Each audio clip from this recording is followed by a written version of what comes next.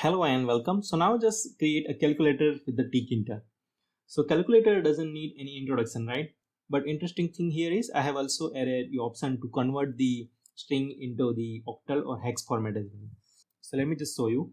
So this kind of calculator we are going to make in next couple of videos. So let me just test it. So I'm giving integer as 15, and if I just want to add this value to, let's say, 58, so this is what I'm getting as answer 73. And if I want to convert this answer into oct, so I can convert like this.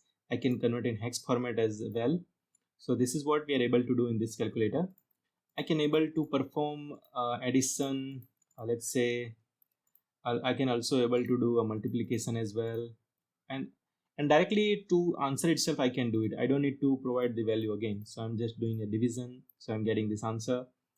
Let me just clear this guy, and let me just tell you one more thing. We can also do a mod thing. That means it would give you the remainder. So we have got the remainder as 2.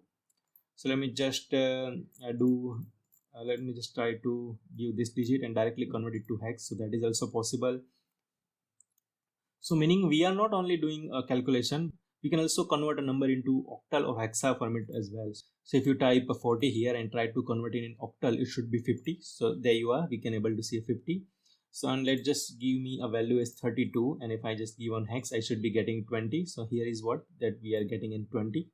So basically we should be able to perform some basic operation like multiplication, division, subtraction, addition, and also the number you would be able to convert in octa or hex format as well.